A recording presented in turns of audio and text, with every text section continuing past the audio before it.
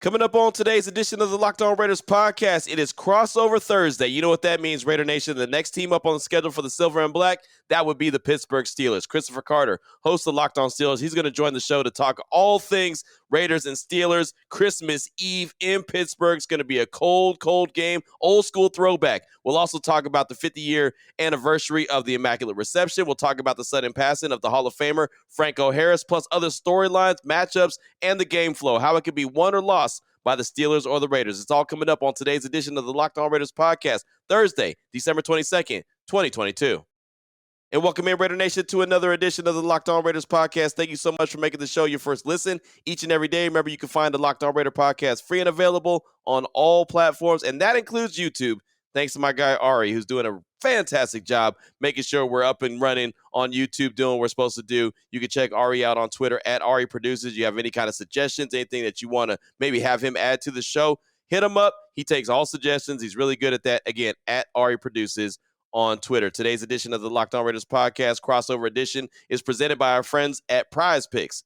Prize Picks is so much fun and it's easy to play. No competing with other players. Just use versus projections available. You pick 2 to 5 players. If they score more or less than their Prize Picks projection, you can win up to 10 times your money on your entry. It literally takes less than 60 seconds to enter. It's that easy. We love Prize Picks, and we know that you will too. First-time users can receive a 100% instant deposit match up to $100 with promo code LOCKEDON. That's prizepicks.com, promo code Locked On. Before we get into today's show, do want to give a big shout out that I got on Twitter by Donnie at Donnie Veit, I believe, Donnie Veit. He said, "Hey Q, I listen every day, and because of that, you have a big fan of my 8-year-old son, Landon. The kid constantly talks about you and your show and how much he loves it. Not sure if you can squeeze it in, but if you could shout the little man out on your pod one day so I could play it for him, he would love it. Merry Christmas, brother. Just win, baby." Again, that's from Donnie, and absolutely. And Landon, thanks so much for listening to the show with your pops. And those are good memories right there, man. So hopefully you're forming your Raider fandom just like your pops, and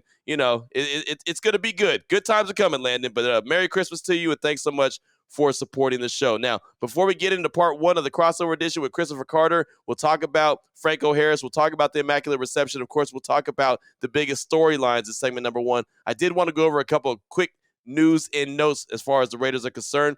The Raiders, it was announced on Wednesday that they have 3 Pro Bowlers for 2022. Max Crosby, second year in a row, he's a Pro Bowler. He'll be a starter for the AFC in 2023. Right now, currently, Max Crosby ranks second in tackles with 77, third in sacks with 11.5, first in tackles for loss with 19, and first in forced fumbles with 3. So there's Max Crosby. Shout out to him. He's been balling all year long, really earning that contract extension that he got from the Silver and Black in the offseason, and he is a Pro Bowler for the second year in a row. Who else has earned another Pro Bowl visit? Running back Josh Jacobs, his second career Pro Bowl selection after leading the NFL in rushing through 14 games. He's rushed 291 times for 1,495 yards. That's an average of 5.1 yards per carry and 11 touchdowns. He also has 46 catches for 363 yards, which is almost 8 yards in a carry or a reception. He has 1,858 total yards per scrimmage in 2022, and that's the most in the NFL. First in the NFL in rushing first downs with 83. First in rushing yards per game, 106.8. Second in 100-yard rushing games with 6. Second in runs of 10-plus yards with 37. And tied for 5th in rushing TDs with 11. So shout out to Josh Jacobs, his second Pro Bowl selection. And guess what? All that is money, money, money, money. Money. Josh Jacobs continues to earn that fat contract that he's going to receive in the offseason from the Raiders or from some other team. Finally, Davante Adams, shouldn't be a big surprise, earns his 6th career selection to the Pro Bowl, first as a member of the Raiders through 14 games. He has 86 catches, tied for 7th most in the NFL, 1,275 yards, ranks 4th in the league, 12 TDs, are tied for the most in the NFL, and tied for the 4th most in franchise history through the first 14 games of a season. 700-yard performances in 2022, ranks 2nd in the NFL, and are already tied for the most in a single season in Raiders history. So Davante Adams continues to do Davante Adams type things. But shout out to Max Crosby, shout out to Josh Jacobs, shout out to Davante Adams. All are members of the Pro Bowl for 2022. And who knows, depending on if guys drop out, if guys are injured, maybe the Raiders could get some other selections. But those are the guys that are in there for sure: Max Crosby, Josh Jacobs, and Davante Adams. Real quick, before we jump into part 1 of the Crossover Edition with Christopher Carter, host of Locked On Steelers, wanted to go over the injury report for Wednesday for the Raiders. I'm not going to go over the Steelers part of it, but I do want to real quickly go over the injury report for the Raiders. Guys that did not participate, only one, from 5 to 1 in one day. Tuesday, they had 5 guys. They had Rock Yassin, Zamir White, Dylan Parham, Jackson Barton, and Alex Bars. On Wednesday, only Rock Yassin did not participate, still dealing with the knee injury. Guys that were limited, Alex Bars, the offensive lineman, Jackson Barton, the offensive lineman, dealing with a back injury, Dylan Parham, the offensive lineman, with the knee injury, Zamir White with the ankle injury, limited. Also, Andrew Billings with the fibula, limited, Darian Butler with the quadricep injury, limited, and also Deron Harmon, shoulder and neck injury, limited. Full participant, Jermaine Illuminor, but again, no Josh Jacobs on the injury report. That is a good thing. So there you go. That's the injury report and also the Pro Bowl selections for the Raiders. Little news and notes before we jump into the crossover edition. So with all that being said, let's welcome in Chris Carter, host of Locked On Steelers, and jump into part 1 of the crossover edition, talking all things Steelers and Raiders as they prepare for Week 16 action. Just win. Just win. Just win. Just win. The autumn wind is a raider, pillaging just for fun. He'll knock you round and upside down and laugh when he's conquered and won. And won. And won. And won. And won. Q, how you doing, man? Man, blessed. Excited about this matchup, man. Raiders, Steelers, 50th year anniversary of the Immaculate Reception. Franco Harris, we know that he passed on Wednesday morning. It's just incredible just to wake up to that news, knowing everything that was going on with them. But this is an old school rivalry. It's going to be cold there in Pittsburgh. Should be a fun game on Christmas Eve. Q, for those who don't know, we are the Friday hosts of the Locked On NFL podcast. So Q and I talk weekly, and we're always messing with each other. But Q, one thing that you've always told me, and I think that some Steelers fans might not know this, is that there is a mutual respect from Raiders fans about Franco Harris over the years. He's not resented because he caught the Immaculate Reception, was part of the 70s Steelers. Over time, it's kind of become this thing where it's like, hey, we respect the heck out of that guy. It's what built the great rivalry that was. Yeah, absolutely. And he was a really good dude. And the one time that I had an opportunity to meet him, it was at Super Bowl 54 in Miami, and had an opportunity to talk to him for about 10 to 15 minutes. And real great guy, great athlete, obviously, Hall of Famer, 4-time Super Bowl champion. The Raiders have a lot of respect for him. Phil Villapiano has a ton of respect for him. I mean, everyone in the Raiders organization does. Of course, the Raiders don't like the way that the whole play shook out, obviously. But it's just, it is what it is. It's one of the biggest plays in NFL history, so you can't really be mad at that at all. It's one of those that just will go down, again, as one of the greatest. So, yeah, always a ton of respect for Franco Harris, and honestly, ton of respect for the Pittsburgh Steelers in general. I think it's a likewise situation that the Steelers recognize the rivalry that it is and what the Steelers and Raiders have done over the years. If you're a Steelers fan and you want my thoughts, you can catch on Franco Harris's passing. I did a whole bonus episode for Wednesday. I don't want to take up too much time of this episode recapping a lot of what I said there, but as I said in that episode, go check it out. It's on YouTube and all our audio platforms. But I talked about just why I didn't feel like it was enough. It would be enough to cram Franco Harris into an episode where we're talking about a matchup in the game and everything. So go check that out. Bonus episode I released Wednesday afternoon. My thoughts on Franco Harris and what he meant, not just to the Pittsburgh Steelers, not just to football, but to the world, and especially the city of Pittsburgh as a great person. But let's get into the top stories from each of these teams that are about the teams themselves. The thing for the Steelers right now, I think, is everyone's excited to see how Kenny Pickett plays coming into this game. He missed the last game, of course, and the half of the game but before because of a concussion he suffered against the Ravens, and it was more than half a game against the Ravens. It was really a second drive that he was pulled from the game after the hit that he suffered. He was in the concussion protocol. Mike Tomlin said he anticipates him to play. He practiced in full earlier on Wednesday, so he's been looking good for the Steelers, and now the Steelers are just wondering, what do they have to do to ease him back in? The Steelers ran the ball effectively against the Panthers. And in fact, since they've come out of the bye, they've had 4 games where they've rushed over 150 yards per game. And in those games, they've won all 4 of them. The 2 games that they've lost since the bye, the games that they don't rush for that amount. And I think it's that balance that has helped Kenny Pickett and Mitch Trubisky last week kind of find that balance for them to win games. If they can establish that, I think that's the easiest way to help Kenny Pickett get his feet under him against a Raiders team that also is struggling to find some things right now. Yeah, no doubt. And the thing about it is, when a quarterback, especially a young quarterback, is trying to find himself in the NFL, his best friend is going to be the run game.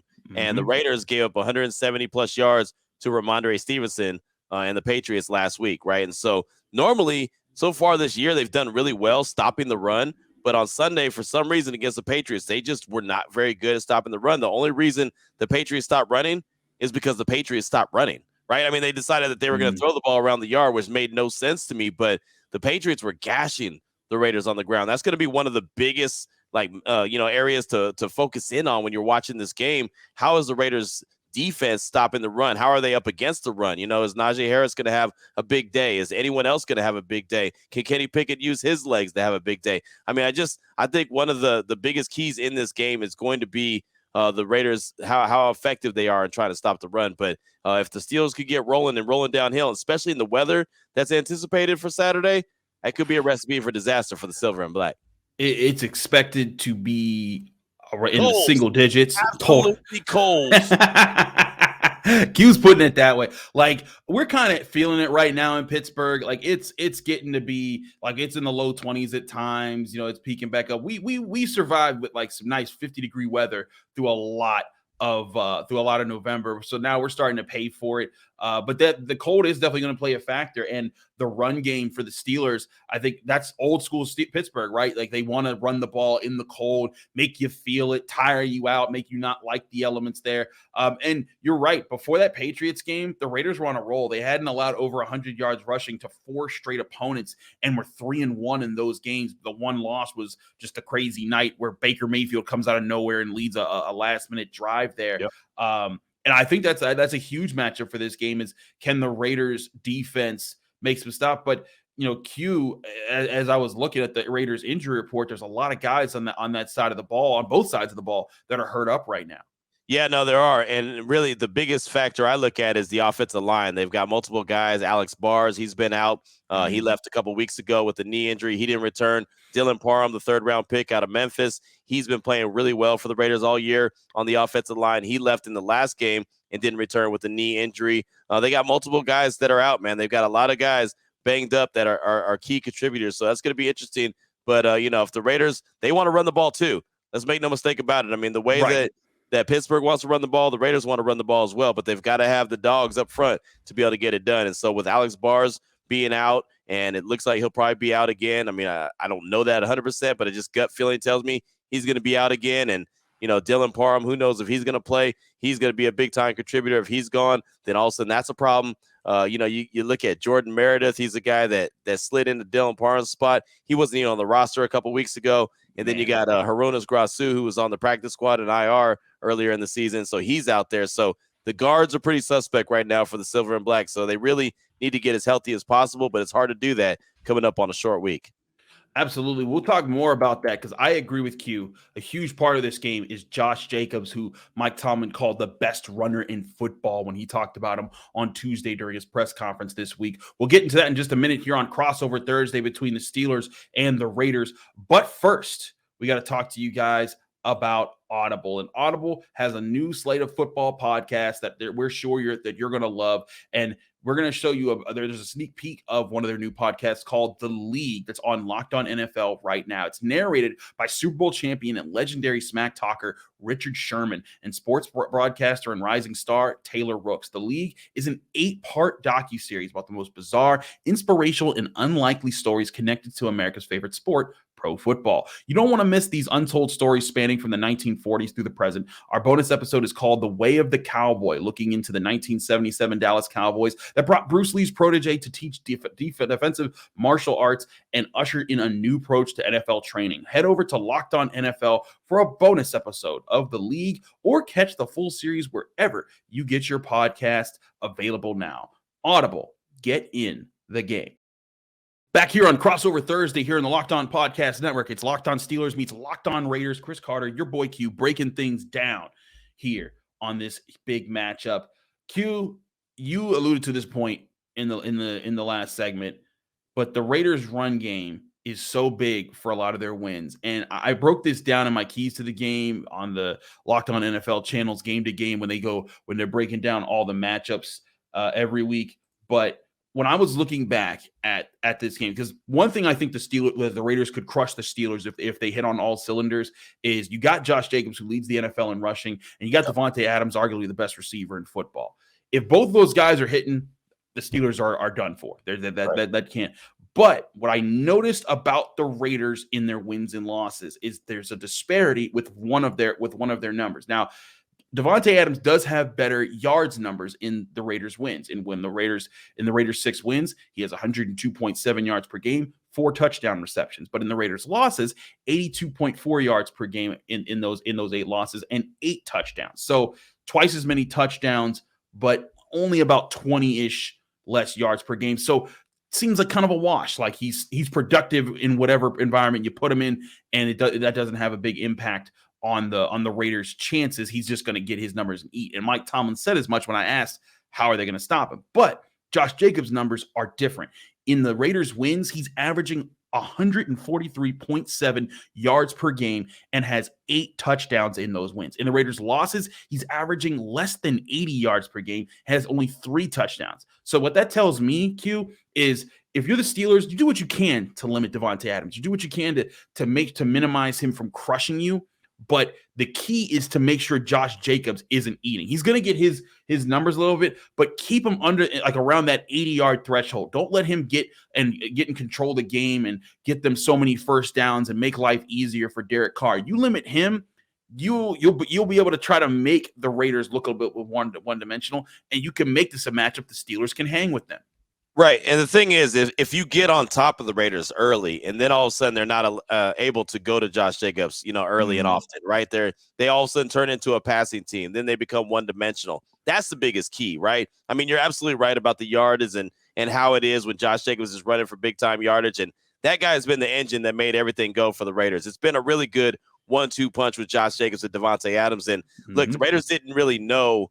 I don't think they knew who their identity was early in the season. They were trying to figure it out. Is it a heavy dose of Devontae Adams? Is it, let's go to Darren Waller? Is it, let's go to Hunter Renfrow? Let's feed Josh Jacobs. They didn't really know. Then they lost Darren Waller and Hunter Renfrow for a while. They both went on IR, and you really saw Josh Jacobs come into his own and become the guy he is as he's leading the league in rushing right now, and it's not even close. I mean, he's up by a couple hundred yards on Derrick Henry, who's in number 2 right now. So I think that they want to continue to go as Josh Jacobs goes, but the problem is if they get down a couple touchdowns or they get down 10 to 12 points early, then all of a sudden the game plan changes a little bit. So again, I don't really think that they've established their identity 100%, because depending on what happens, all of a sudden they decide that they have to change things. Because personally, if it's me and they get down 14, I'm still running the ball because I feel like I can still score. I feel like I can still get caught up quick, fast, and hurry. But they seem to get down 10 to 14 points like, okay, throw. Saturday, I don't think that that's going to be something that's going to be possible. I think Josh Jacobs is going to have to eat. I think that offensive line is going to have to block really well. I think the Raiders are going to have to possess the ball for a long time, and I know that's not going to be easy, right? The Pittsburgh Steelers have some really good guys on that defensive line. Cam Hayward, other guys that can stop the run and get to the quarterback. So it's going to be tough sledding for the Raiders, but that's how they want to butter their bread. They want to get Josh Jacobs rolling. They want to get him over 100-plus yards. They wanted to get him at least 20-plus carries. I mean, that's what they want to do. Can they do it? Well, that question is remained to be answered. If this was the Steelers team earlier in the season, I think that the Raiders could have rolled the Steelers very easily, because I think that the Steelers struggled with holding on to the ball. After their first 4 games, the Steelers ranked next to last in NFL time of possession because they didn't run the ball well. When they tried to throw the ball, it wasn't efficient, and they would hit on some big plays here or there, but that was about it, and they were next to last. Now they're 7th in the NFL in time of possession. They went from averaging 25 minutes and 42 seconds per game with the ball to averaging 31 minutes and 1 second. That's ahead of the Kansas City Chiefs. Wow. So that's what and that's what Mike Tomlin has been preaching, that this team has to do.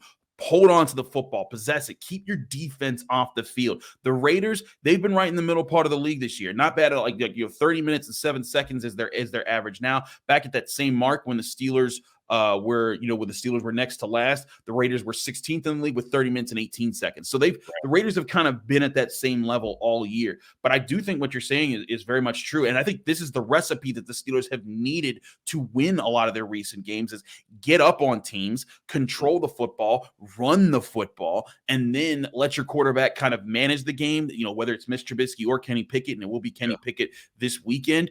Then you're not asking them to do much. And then the defense can say, hey, eventually they do have to get aggressive because they're down 7, 8, 9, 10 points. And we can kind of put them into more predictable situations. Yeah, you're absolutely right. And that's why it's going to be interesting. And again, I was very surprised and shocked when the Raiders gave up so many yards on the ground to the Patriots last week. Yeah. And I even asked defensive coordinator Patrick Graham, like, hey, you looked at the film. What did you see? And he said, I saw a lot of things we need to clean up before we play the Steelers.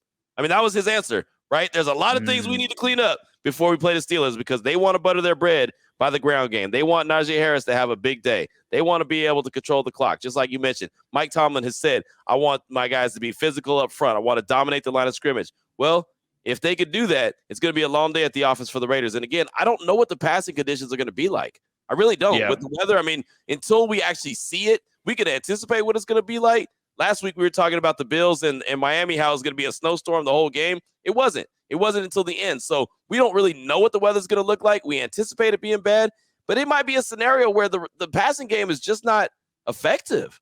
Yeah. And you might have to be the best team on the ground to win this game. And so both teams, I mean, it's the beautiful thing about this game, Chris, is that it's typical old school football game. And why wouldn't it be for the 50th anniversary of the Immaculate Reception, right?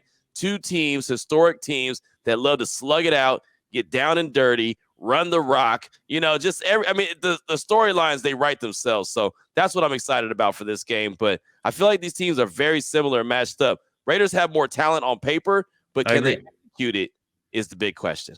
That's a big question. I also think similarly, both teams' defensive fronts are better than their offensive fronts. You were talking about how the Raiders' offensive line, you're not, Dylan Parham and Alex Bars looks like they're not going to play and they're going to need guys to really step up there. But at the same time, the Steelers' offensive line, they're healthy, but they've been up and down this year. Mason Cole and James Daniels, I think, have been the best additions as veterans in the middle. But Kevin Dotson, 1 week he's really good, 1 week he's really bad. And he was really good last week, so who knows how it'll be. Dan Moore Jr., the left tackle, so as well. Chuma Okorafor usually pretty steady at right tackle, but that's not if they dominate, it's a really good day and the Steelers usually win. If they don't, that's when the Steelers struggle a lot. But on the flip side, just like the Raiders, the Steelers got defensive front guys. For Cam Hayward, you got a Chandler Jones. For TJ Watt, Max Crosby. For Larry Ogunjobi, Andrew Billings, though he's been hurt for the Raiders, so that's another point against them. But you see what I'm saying? Like, both defensive fronts can try to take over this game to kind of limit the other side. Yeah, no, you're right. And that's why it's going to be so interesting. I swear that these teams are very similar, right? Mm-hmm. And their records are very similar. So, I mean, they're 6-8. Exactly. So, I mean, that's what I'm saying. Like, there's so many similarities. Of course, it's on the road for the Raiders. It's a home game for the Steelers. It's going to be cold. It's going to be nasty. 50-year anniversary of the Immaculate Reception. So many storylines. They write themselves. I mean, this is going to be its prime time, Christmas Eve. I mean, what else do you want, right? I mean, there's really nothing else you can get except for like a partridge in a pear tree, right? I mean, that's really all. And I don't think there's any pear trees around the stadium. I don't know. I've been there once, but I never saw a pear tree. I'm just saying. There's no pear trees on the North Shore of Pittsburgh. But we'll get more into the things that will happen on that night as we continue breaking this matchup down. So don't go anywhere from Crossover Thursday here on the Locked On Podcast Network. But before we do any more of that, we got to talk to you guys about BetOnline.net. BetOnline, your number one source for all your betting stats and sports information. Head out to find out all the latest sports developments, league reviews, and news, including the NFL season that gets ever so closer to the playoffs. You got the NBA, you got the NHL. You had the World Cup for a while. That's gone now. But don't worry, they have all sorts of sports for you to bet on and to learn about by going to BetOnline. They also have podcasts just like these that break down all the betting odds and ends that you need. So go to BetOnline, your continued source for all your sports wagering information. They have live betting, playoffs, esports, and more. Head to the website today or use your mobile device to learn more of the trends in the action when you visit BetOnline, where the game starts.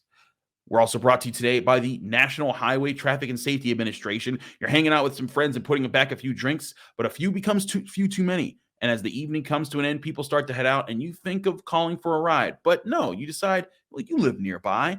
You can make it home okay. It's no big deal. What are the odds that you're going to get pulled over? And even if so, what's the worst that's going to happen? Does your insurance go up? You might lose your license. You might lose your job. You could total your car. You could kill somebody. You hear the point there. Everyone knows about the risks of driving drunk. The results are tragic and often deadly. However, that still doesn't stop everyone from getting behind the wheel under the influence. That's why police officers out there right now are looking for impaired drivers on our roads to save lives. So if you think you're okay to drive after a few drinks, think again. Play it safe and plan ahead to get a ride. It only takes one mistake to change your life or someone else's forever. Drive sober or get pulled over. And when we do back-to-back ad reads on the Locked On Podcast Network, we keep it rolling. So, Q, let's keep it rolling into this matchup. All right. Well, let's talk about how this game could flow. I gotta be honest. I was ready to pick the Steelers to lose this week just because I look at Josh Jacobs and Devontae Adams as a 1-2 punch that just I think messes them up in a lot of ways. But man, Franco Harris is passing. Yeah. Like you hear them talking about like how Cam Hayward's fired up about it. Pat Fryman, we've talked about how like, we're both Penn Staters, and that man announced me, coming in and loved me as soon as I got here. Yeah. And Kenny Pickett talked about he announced me, and I'm a Pitt guy, and he showed love for me. And Najee Harris is like when I got in, we talked about how we're both Harris guys, and we're trying to, he had a lot of hope and respect for me, and it made me love that guy. The Steelers, I think, are going to be another level of focused for this game. And there's going to be so much fanfare. I fully predict the Steelers to like carry his jersey out onto the field, be wearing a lot of 32 insignia. There's going to be all sorts of honoring. I think the crowd's going to be amped up for it. I think Franco Harris's passing is going to put a charge into the Steelers. And I know that's not film, that's not analysis, it's not something PFF can put a stat on, right? No. But I think it's very real and tangible about how I think the Steelers could come out fired up about this game and play with a passion that puts the Raiders, I think, a little bit on edge. Oh, I have no doubt about it, right? I mean, you go back and look at the Raiders season. They faced Jeff Saturday the first time that he was the head coach, lost. Faced Baker Mayfield first time he was a Ram after 2 days of being on the team, lost. Yeah, I'll tell you right now, there's a great chance that this Franco Harris passing has a very negative effect on the Raiders and the outcome of this game. I mean, and this is funny. This is one of the first things I thought of when he passed. And, of course, the most important thing is not the game and the outcome of the game. When someone passes, obviously the most important thing is that life, that person, and that family. And that's what I want to try to keep in the in the forethought. Like, okay, this is what's really important, not really the results of the game. But with that being said, one of the first things I thought of was like, oh, those guys are going to be amped up to play now. They're going to be amped up. And I related it to when the Raiders, when Al Davis died and the Raiders were playing the Texans the very next day. I remember I woke up on that Saturday to the news that Al Davis passed. The Raiders went into Houston and won that very next game the very next day. And they only had 10 guys on the field. And somehow Matt Schaub threw an interception to Michael Huff in the end zone that could have won it for the Texans, but Michael Huff came away with the interception, and there was only 10 guys on the field. So to me, I was like, that was Al Davis on the field. And I know that that's in our minds as sports guys and sports fans and this, that, and the other, but I do think it plays a little bit of a role. And I know, and Mike Tomlin, you talk to him all the time. You think he's not going to have a hell of a speech lined up for those guys on Saturday? He's going to give, look, the guy can get in a car accident and have a great speech lined up. So he's going to have a rah-rah speech ready to go to get those guys fired up. I don't know if it's sustainable for the whole game, but I feel like they're going to come out of the locker room on fire. And that's the thing is that I often say that too, is that like fired up and being excited goes away. Right. But if you're a team that is good enough to start hot and to feel, that's what the Steelers need to win. And that's why, again, I think it could actually have a big impact on this game. When the Steelers get leads, they've been able to hold on to them, especially of late. They've been able to, and like you look back at their win over the Falcons, their win over the Colts. And yes, these aren't good teams, but frankly, neither are the Steelers or the Raiders. And when they've been able to get leads, even when those teams have come surging back a little bit, the Steelers have been able to hold on and say, hey, we can now play our brand of football. We're not built to come back from behind too much this year because we got a rookie quarterback, makeshift offensive line, and we've been building an offensive identity. But I think they're finding their offensive identity as a run team that can throw some of the times and make things easier for Kenny Pickett, throwing the ball. So that's why I do think, as silly as it might sound, I'm sure there's going to be people that are laughing this off. Like, really, these guys think that, a guy that hasn't played in, 50 years is going to actually impact this game. I'm telling you. Yes, I do. Yeah, exactly. I'm telling you that stuff does have an impact here. Yep.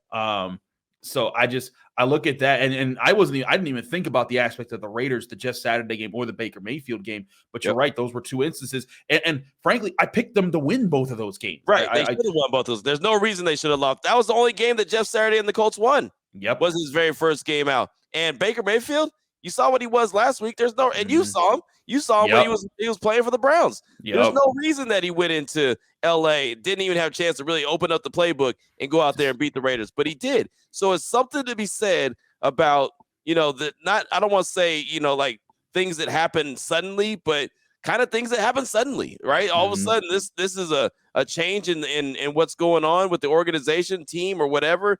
And sometimes guys are just able to ride that momentum, ride that wave, whatever you want to call it. I don't really have an explanation for it, but I know it happens. And so I think that it's going to be a tough one. And really, honestly, for the Raiders to win the game, I think they're going to have to weather the storm. It's almost like in a boxing match, right? You go in there and all of a sudden you get this flurry from a boxer in round one, maybe even round two as well.